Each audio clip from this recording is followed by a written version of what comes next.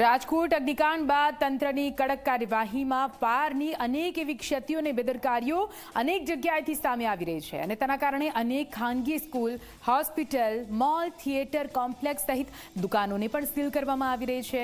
છેલ્લા કેટલાક દિવસોથી ચાલતી આ કાર્યવાહીથી ફાયરના સાધનોની રાતોરાત વેચાણ વધી ગયું છે। જુઓ આ ખાસ રિપોર્ટ।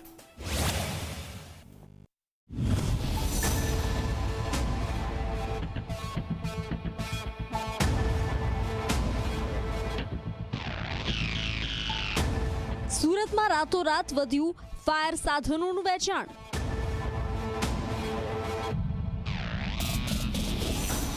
રાજકોટ અગ્નિકાંડ પછી તંત્રએ કરી છે લાલ આંખ।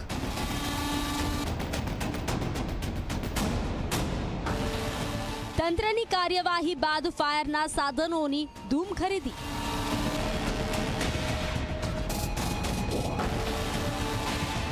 ફાયર સાધનોના વેપારીઓનો વધી ગયો વેપાર।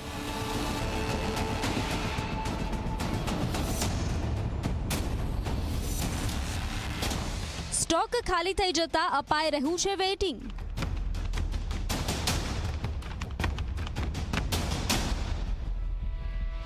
રાજકોટની ગોઝારી ઘટના પછી તંત્ર એવું એક્શનમાં આવ્યું છે કે લોકોમાં ફફડાટ વ્યાપી ગયો છે।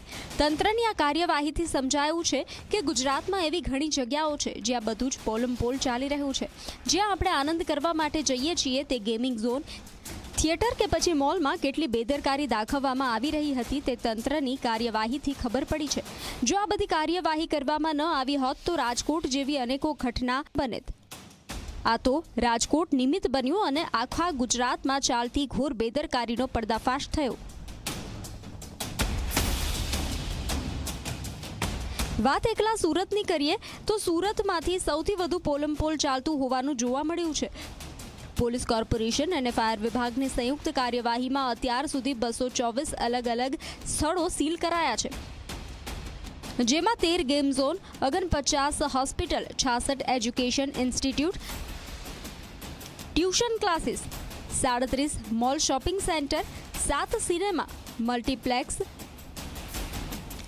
26 રેસ્ટોરન્ટ, 26 ટેમ્પરરી સ્ટ્રક્ચર સહિતનો સમાવેશ થાય છે। તંત્રની આ જ કાર્યવાહી બાદ પોતાની દુકાન કે પછી મોલમાં ફાયર સેફટીની બેદરકારી દાખવનારા લોકો ફાયરના સાધનો ખરીદવા માટે ઉમટી પડ્યા છે। રાજકોટમાં જે ઘટના બની એમાં અહીંયા સુરત મ્યુનિસિપલ કોર્પોરેશન બહુ એક્શનમાં આવી ગઈ છે। બધાને એકદમ સ્ટ્રિક્ટ કરી દીધું છે। 2 માર્કેટ પણ સીલ કરેલી મેં જોઈને આવ્યો, એટલે અમારે ત્યાં પણ આવેલા ને અમને કીધું કે તમે જલ્દીમાં જલ્દી તમારે ઇક્વિપમેન્ટ લાવીને અહીંયા ફિક્સ કરી દો, એટલે લેવા આવ્યો। અહીંયા જોયું મેં કે બહુ ભીડ છે ને વેટિંગમાં પણ રાખે છે। અમે 1 કલાક જેવું થઈ ગયો, એટલે અમારા જે નીલજભાઈ છે A to Z સેफ्टी वाला એમને કીધું કે હવે તમે 2 દિવસ પછી આવો, તમને મળી જશે। हमारा ट्रांसपोर्ट का व्यापार है, बड़े बड़े पार्सल आते हैं, कपड़े का धंधा है। हम यहाँ फायर ग्रेड खरीदने के लिए आए हैं। SMC ने बहुत दबान करके रखा है हमारी सेफ्टी के लिए, लेकिन यहाँ भीड़ भी बहुत है और हमारे को वेटिंग में बैठा के रखा है। अभी तक मिला ही नहीं हमारे को। बहुत ज़रूरी है ना साहब, अगर कुछ आग लग जाए, कुछ तकलीफ आ जाए तो अपने सेफ्टी में रहे, कोई टेंशन नहीं। आप पार्सल है, कपड़े का धंधा है, फिर माल बहुत आता है हमारे पास इसके लिए। સુરતમાં તંત્રની કાર્યવાહી બાદ ફાયર સાધનોની ધૂમ ખરીદી થઈ રહી છે।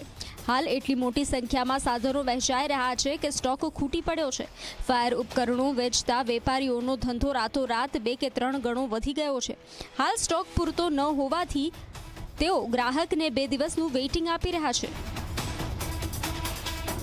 अभी फिलहाल हमारे पास रिक्वायरमेंट ये जो इंसिडेंट हुआ उसके बाद ये सारे डिपार्टमेंट्स एक्शन मोड में आ गए हैं और उसी के कारण काफ़ी सारे कस्टमर्स जैसे हॉस्पिटल्स है, ट्यूशन क्लासेस है, बिल्डिंग्स है, शॉपकीपर्स है और काफ़ी लोग हैं जिनके बिजनेस के साथ जुड़े हुए हैं, जिनके वहाँ फायर सेफ्टी नहीं है, वो लोग काफ़ी यहाँ पर आ रहे हैं क्योंकि उनके वहाँ सीलिंग का प्रोसेस चल रहा है, तो उनको सेफ्टी की जो इक्विपमेंट है वो उनको खरीदने के लिए कंपलसरी हो चुका है।